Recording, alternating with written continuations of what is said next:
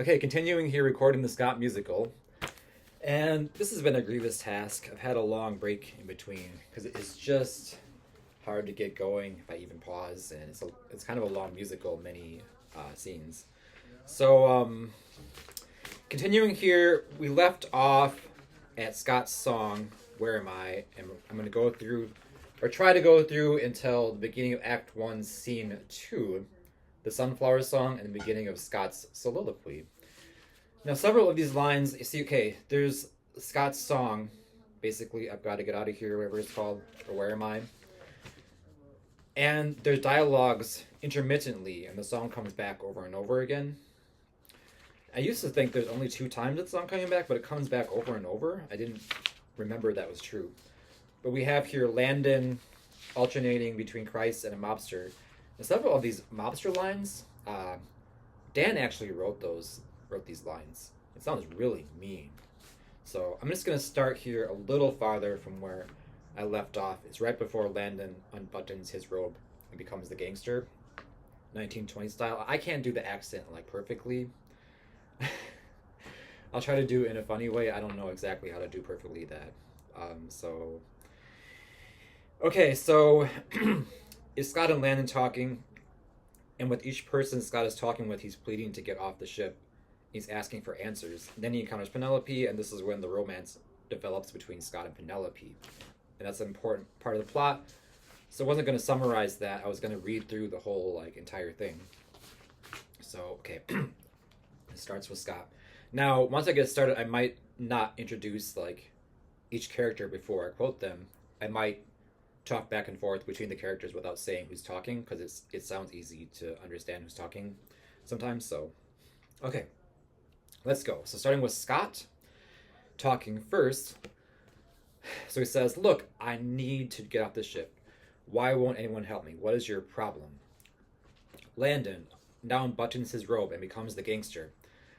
"Listen, punk, I think it's you who has the problem." Scott, very confused and afraid. "Excuse me?"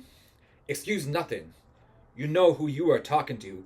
Hell, I ran the show before the big man ever came on the scene. I ran with the best of them. The fast crowd, the big crowd, the flappers, the speakeasies. They'll love me because I rolled with them." Then Scott says, sorry, I forgot to ask you anything." "You better believe I'm going to forget it. Guys like you don't take advice from guys like me." Sorry, I did that wrong. "Guys like me don't take advice from guys like you. You better mind your mouth and watch your back. I cap wise guys like you for less, but I'm going to cut you some slack since you're new around here. But that slack ain't very long. Push me and you're going to find yourself at the end of a 3-foot choke chain." 3-foot choke chain? Okay. He pats Scott on the shoulder and walks off, exiting center right. Again, the music swells, but now to the bridge of the song. "Man, I gotta get out of here. Gotta get out of here. This is too much for me to be handling. Get me out of here. Gotta leave, gotta leave." I don't know exactly how the melody went. And music stops. Rupert enters the bridge. Scott spots him. So Scott talks to Rupert now. "Are you the captain?" "You got that right, you mangy mongrel. Ain't no deck swabby or finger boy." Okay. "Captain, is there a way off the ship?" "The plank." "The plank? I mean, do you have an emergency boat? A life raft, maybe? Anything?" "We used to have a dinghy, if that's what you'd be seeking, but I don't know what the name of Hades happened to it." "Why don't you have me that gibbers rig?" Pointing out to the confused Scott, Scott returns with the rig. But Rupert has gone into spy mode. Now Rupert talks. "Are you from headquarters? You're my new contact, right? I knew they got those transmissions. So what news do you bring of the resistance?" And Scott says, "What resistance? What's wrong with everyone?" Then Scott jumps off, runs off the bridge, and back onto the deck. Then he sings, "Gotta get out of here again. This is too much for me to be handling. Gotta get out of here. Gotta get out of here." Okay, and then that's that. And then Scott makes a mad rush for the railing and is about to jump over when he is hit on the head with a big fish by Penelope and is knocked unconscious. A team of midget firemen rush on, pick him up, move him about 4 feet to center, it looks like, and exit, down center and exit. Penelope kneels with Scott's head on her knees and gently strokes his hair. Penelope says, What a handsome boy. I wonder if you are for me. Sent from some strange land miles away. Maybe you can be my friend. Then Scott says, confused, Mom, I had a bad dream. A bad dream? Was it the one where you got beaten by a three-pronged centipede while cajoling in jello until you roll into that blazing mountain oasis? Then Scott says, it wasn't a dream. Oh God, it wasn't a dream. Sits up, winces from bump on his head and looks at her. Then she says, oh, careful, you've got quite a goose egg there in your head. Where did you get that? I don't know, who are you? Well, everyone calls me Penelope, but you can call me Penelope. Okay, say, don't you think you're a tangerine tree or an astronaut, do you? Or says, okay, I'm sorry, I said that wrong. You don't think you're a tangerine tree or an astronaut, do you? Then Penelope says, do I think you're, or me, okay, so you are me, but I'm a what? I'm sorry, I don't understand the question. Then Scott says, that's all right, you seem harmless enough. Then Penelope stands up and she says, unless you think I might be a star on a cloudless night. One brilliant mass of energy finally escaping from a blanket of darkness into an infinite crowd of jewels.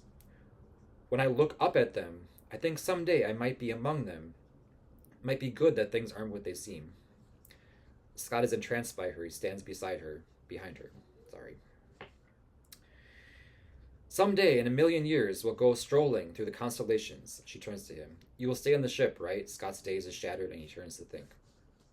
I have no place here. Your people scare me. I don't understand their strange ways. Look at you. You can't go anywhere with a bump like this. She caresses his head. Especially if it were to a watery grave. Now surely you'll stay for dinner. Well, I guess I could use a last meal. Oh, what the hell. Let's eat. Scott's voice takes a frantic, irrational tone, as if the craziness had rubbed off on him. But after dinner, it's right back to the railing and over I go. It's a pity that I should be imposing on you, me, a shell of a man, a castaway with nothing but the clothes on his back, stuck in a world not his own. Then she replies, if you needed a change of clothes, why didn't you just say so? Her words are followed by a quiet march. This is the part where the clown costume is bestowed upon Scott. The sound increases as the chorus members march on stage from upper right, chanting and holding a golden pillow above their heads, upon which rests the clown garb. They approach Scott, who is caught up in all the ceremony and reverence. He takes a hero's stance while they adorn him with the wig hat. That's what they hyphen, wig hat. So there's a combination wig and hat there in the costuming. Wig hat. That was worked on by us, that there has to be a wig hat.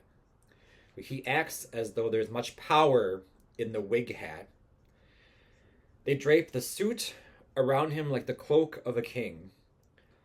Lights go down on stage. Solo spotlight rises on fish down right. Stage directions, DR. Scott and Penelope freeze as the fish enters from DR. Now the fish speaks. Okay, for those of you nimwits out there who weren't paying the closest attention, this is a special ship. It is loaded up to its ears with wackos. They're put aboard by the company. Sorry, they're put aboard by the government of an unnamed company. I'm gonna pause right here. It sounds like Rod Stewart in the Twilight Zone. We has to step in and explain before the commercial interruption, basically. Listen to this. It sounds like Rod Stewart in Twilight Zone. They are put aboard by the government of an unnamed country, known to them as the Company, in an attempt to remove the embarrassing existence of asylums.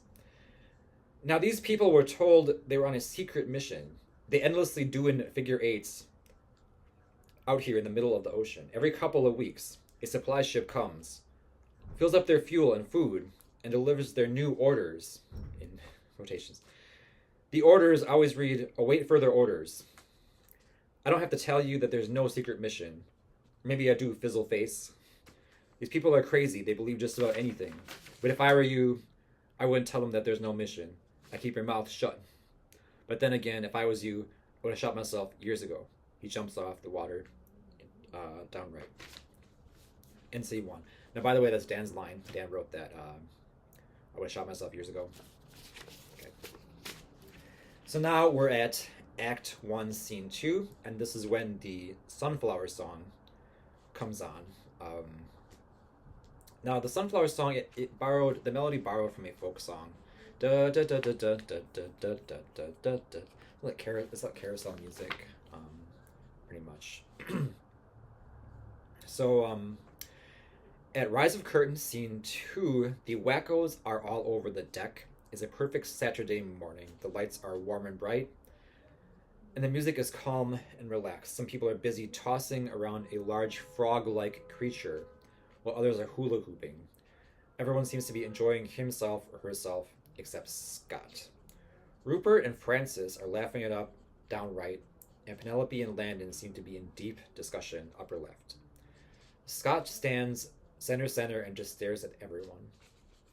Chorus 2, here he comes! In brackets, the music takes a strange TV theme song quality as Herschel rushes onto the stage. Fish says from his perch, a few weeks later, and Fish jumps back in the water. Herschel is like dancing and singing, I am a sunflower, sunflower, sunflower, I am a sunflower, sunflower, sun. And this has like orchestral accompaniment. And now this is the point where everyone stops what they're doing and they start dancing and joining in the song, in Herschel's song. And so everyone's singing that and dancing. Scott does not join in. He stands quietly in the middle of the stage. All action freezes at the end of the song. The lights go down except for a spot on Scott, which follows him to the front of the stage. He stands at the bow of the ship. So now everyone's frozen. All motion is frozen. So everyone's like in the middle of dancing. They freeze what they were doing. Okay? And Scott starts this soliloquy. Those of you theater majors who know about soliloquies versus monologues, I think this seems like the lesser used like strategy or to have action freeze and a character give like a soliloquy than usual. Probably. I haven't seen it that much myself, but let me know. Okay, so Scott says, and he goes on this long soliloquy, and there's interruptions during the soliloquy, but I'll just start the beginning of this. It's only been 12 minutes. I don't know what to make of all this. When I first got here, all I thought about was getting as far away from these people as I could and back into my normal life. I want to be the old Scott McFarlane I used to be, to go to work, to be with my fiance, to see my family and my dog. But to them, I'm dead now. To go back would be almost cruel, wouldn't it? They've all had to come to grips with my death. Jumping back into their lives now just wouldn't be fair. It's a terrible thing to think you have no right to live your own life. The more I think of it, I don't know if I could go back. Sitting on the railing of the ship looking out over the ocean. Everything is so different here. Everything is simple. In my old life, I was a boss, a son, a fiance, a best friend, a brother, a coworker, a sports fan. I was many things to many people, many different people. When I look back, I realize that I was losing the true me in the different people I was supposed to be. But here in this floating nut house, all I have to be is myself, a man and a clown. It has caused me to think of all the life that I missed over the years because I was too busy working or toiling in the humdrum of everyday existence. Christ, you work your whole life thinking you're doing what you can, thinking what you're doing matters, that you make a difference. If you do, you probably still don't really get to change anything. You never get the opportunity to see things someone else's way. What you're doing doesn't truly make a dent in anything. In my old life, I didn't make a difference. I made clocks, for Christ's sake. What difference does a clock make? But here, on this ship, I make a difference. I make people smile. I make people happy. I make balloon animals, for crying out loud. For once in my life, I feel like I'm doing something that doesn't only benefit me, but everyone around me. And then the fish appears suddenly, at stage right on the railing of the boat. When the fish talks, Scott freezes along with the others. When the fish stops talking, Scott resumes talking, and the fish jumps back down behind the boat. Whoa, whoa, hey, hey. Actually, a clock is a very useful device that is a practical benefit to a lot of well intending people. It's this artsy fartsy crap, like balloon animals, that always gets me up the rear end. Go on. Then Scott says, you work your whole life trying to be happy, trying to live life, trying to get enough money or material substance to feel secure, and give you the illusion that you are happy. 8 hours a day, 5 days a week for 50 years. Then you retire and play golf, and you think, I really lived. But you didn't. You worked. More than likely, you worked a job you didn't even like. You worked to make enough money so you wouldn't have to work anymore. That's not living. That's not taking advantage of life. That's biding your time. These people live. They don't take anything for granted. They live each moment to its fullest with real jobs that they love. To them, living, not the end result of living, is the peak of their existence. Okay, I'll stop right there. Um, Interesting. That's a lot right there. I thought that's so wordy to read. Let's see. Okay.